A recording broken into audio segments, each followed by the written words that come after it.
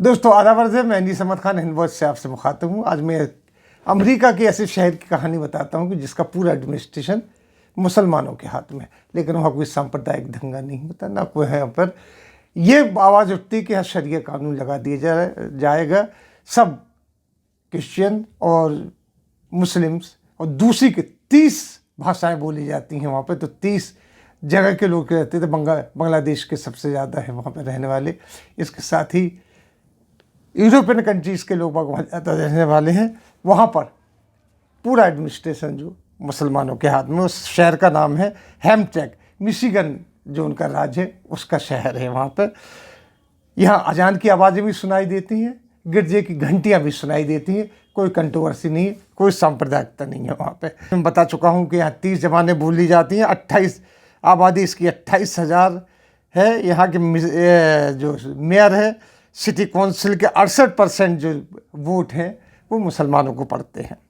इस तरीके से वहाँ पे चलता है, लेकिन कोई भी नहीं हो सकती। आपको ताज्जुब होगा कि ये सिर्फ वहाँ की जो आबादी, कुल आबादी 28,000 है, तो अमेरिका है भाई, वो हिंदुस्तान नहीं है कि जहाँ के छोटे से गांव की आबादी भी 28,000 से ऊपर पहुँच जाती है। अमेरिका में ऐसा नहीं होता, वहाँ पे सब बैलेंस चलता है, जैसा कि आप लोग जानते हैं। इस जो मुस्लिम डोमिनेटेड शहर आज है उसमें 1970 में पोलिस का दबदबा था। पोलैंड के लोग ज़्यादा रहते थे वहाँ पे, लेकिन 1970 में के बाद यानी वहाँ पर यमन के लोग और बांग्लादेश के लोग ज़्यादा बसे, जिन्होंने वहाँ पे जो इंजीनियरिंग का काम था और जो टेक्निकल काम था उसके ऊपर अपना कब्जा जमा लिया और धीरे धीरे उनकी तादाद बढ़ती गई। और अब वहाँ पर यह हालत हो गई है कि वहाँ का जो एडमिनिस्ट्रेशन है वो मुसलमानों के हाथ में है। कहा जाता है, लोग कहते हैं कि यहाँ पर शरिया कानून लागू हुआ। तो वहाँ से जब पूछा गया रिपोर्टर ने, तो उनका यहाँ कोई शरिया जानते ही नहीं है, सब हिल मिल के रहते हैं। देखिए मस्जिदों से अजानों की आवाज़ें आ रही हैं और गिरजों से घंटियों की आवाज़ें आ रही हैं, यहाँ कोई विवाद नहीं है। इस तरीके से लोग बाग अपनी ज़िंदगी गुजार रहे हैं। एक मिसाल है, भाईचारे की मिसाल है, जो अब कम से कम हमारे हिंदुस्तान में देखने को कम होती चली जा रही है, जिसमें सुप्रीम कोर्ट को मदाखलत करना पड़ रही है, हस्तक्षेप करना पड़ रहा है। नेता तो कुछ बोल नहीं रहे, कोई सॉफ्ट हिंदुत्व की तरफ जा रहा है, कोई हार्ड हिंदुत्व की तरफ जा रहा है, कोई दलितों की तरफ जा रहा है, कोई कहीं जा रहा है। यहाँ पर एकता नहीं है, जबकि यहाँ पर यूनिटी इन डाइवर्सिटी कहा जाता था यहाँ पर, लेकिन उस बात को ख़त्म कर दिया गया। यहाँ क्या चल रहा है किसी को नहीं मालूम है। हर इलेक्शन चल रहा है तो इलेक्शन में ब्राह्मणवाद, दलितवाद, आदिवासीवाद, इस बात को सबसे आगे किया जा रहा है। भाईचारे की बात कोई नहीं कर रहा है कि जो हमारी पुरानी सभ्यता है उसके बारे में कोई बात करना है। लिहाजा इस शहर का ये बात बताना बहुत ज़रूरी थी। वैसे अगर अमेरिका पूरा स्ट्रक्चर देखा था तो अमेरिका में 39% जो मुसलमान रहते हैं, आबादी है वहाँ पर।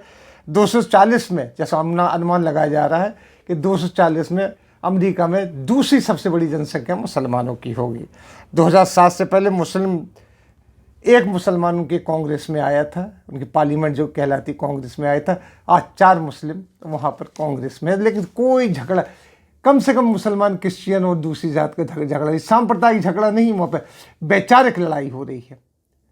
हमारे यहाँ वैचारिक लड़ाई कम हो गई, ख़त्म हो गई, सांप्रदायिकता लड़ाई ज़्यादा बढ़ गई है। लिहाजा ऐसे शहरों को मैं इसलिए बताता हूँ कि इनकी मिसाल बने, हम उसकी मिसाल ढूंढें, क्योंकि हम अमेरिका की हर चाल की नकल करने की कोशिश करते हैं, कोई भी चाल उसकी नकल करने की कोशिश करते हैं, लेकिन उनकी सभ्यता को नहीं देखते हैं। वो तो हमसे बहुत नई है, हम तो पुरातन है। भारत की जो सभ्यता है पुरातन है, सदियों पुरानी, हज़ारों साल पुरानी है। यहाँ की महाभारत हज़ारों साल पुरानी, बनारस शहर कई हज़ार साल पुराना है, लेकिन आज भी वहाँ पे हिंदू मुसलमान सभी एक से रहते हैं। हमारे मोदी जी वहीं से इलेक्शन लड़ते हैं, लेकिन धीरे धीरे परंपरा ख़त्म होती जा रही है। कौन ख़त्म कर रहा है उनके ऊपर आप नज़र रखिए।